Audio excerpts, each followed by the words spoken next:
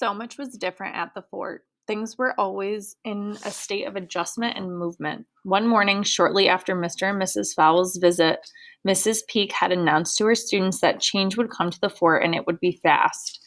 There was no more room inside the walls for the new contraband who continued to arrive. The conditions were very crowded. Chapter 17, Lieutenant Mathew Jessup, July 29th, 1861. Steadily, more people continued to seek refuge within the walls of Fortress Monroe. These new people who came set up tents and makeshift houses outside on the grounds of the fort, where they had the protection of the Union Army.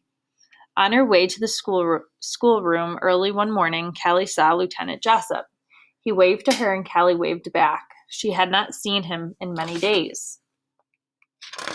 "Callie, good morning," he said. "Where are you off to so early?" "I have chores to do in our schoolroom before the children come to class," she explained. "Do you like the school?" he asked. "Oh, yes, I like it very much. It is the best thing for me," she said. "I love learning and I love helping others learn." Then she told him about her good news of going to school in the north and her hopes to become a teacher. "That is very good news, Callie," he said. "I know you'll make a very good teacher, and I know your parents are proud of you." "Where are you off to so early this morning?" Callie asked him. "We ship out soon. I'm going to the post office, and I wanted to mail this letter to my parents before I leave," he explained. "Have you ever received a letter or sent a letter to anyone, Callie?" "No," Callie said, shaking her head. "Well, get ready for it, because when you go away, I'm sure your parents are like my parents.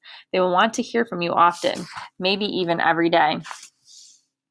Callie began to feel uneasy again about going away from Papa and Mama. "Have you ever seen a letter, Callie?" "I have seen letters written to Mistress Catherine or Mr. Henry, but I never noticed them much." "Well, let me show you. I'm happy to show you my letter to my parents because I wrote to them about your papa and how he saved my life." Then Lieutenant Jessup opened his letter and read it to her. "First Vermont Volunteers, July 29th, 1861, Fortress Monroe, Virginia. Dearest father, mother, and sisters, it has been some time since I wrote to you. I am well and in good health and good spirits. I have been in Virginia some time, and on this day, because of the help I received from a Negro, I turned 20 years of age. I will not say I miss you, as that will cause all of your hearts to ache, and I have a job to do. We all have jobs to do.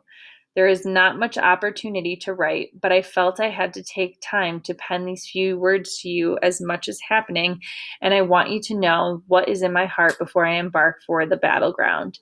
We are preparing for battle. The battle wagons are in sight. I wonder how everything will fit together.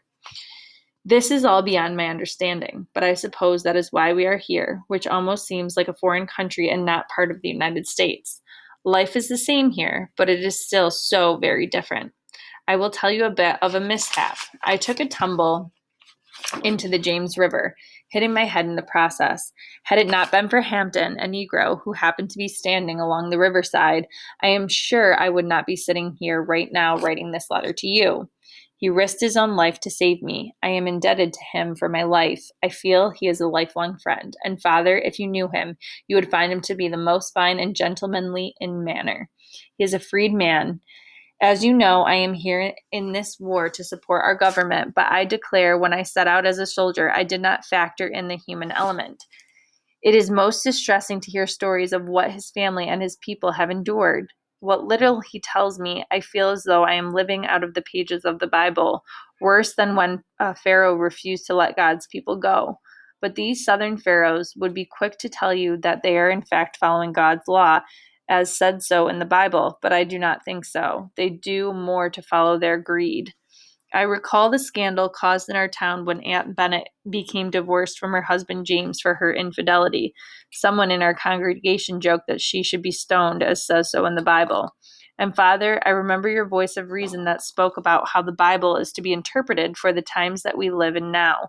Perhaps the Exodus story of the Egyptians was also to teach modern man how not to live, how not to treat a fellow human being created in the likeness and image of God. The question of slavery and its effects is so big and vast, it causes the individual person to act so severely and cruelly to his fellow man. I pray the war ends and we are united soon. Write to me soon. Do please tell Ludi when I return we shall go fishing and I will catch the bigger fish. Your loving son and brother, Mathew.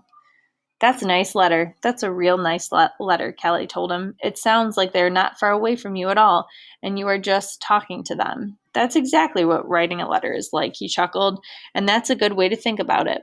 Callie liked hearing Lieutenant Jessup's letter to his family. Mostly, she liked the nice things he said about Papa and what Papa did for him. She was happy Papa had a friend in him. My home state of Vermont is right next to Massachusetts, the next state north. Next door? That sounds like neighbors, Callie teased. Vermont is a beautiful place. I hope you'll get there. I hope you'll get some free time from your schooling to travel there, he said. Do you worry much about being away from your family? Kelly hesitated at first. Yes, she said, a little. She sighed. I admit I feel a little queasy about it. If I think about it for too long, my head starts to spin. That's normal and natural, Kelly. But, well, think of it like this. You will meet new people. If I had not left Vermont, I would never have known your papa. And that reminds me, you will not be so alone. You know of someone in the Jessup family who lives in Vermont.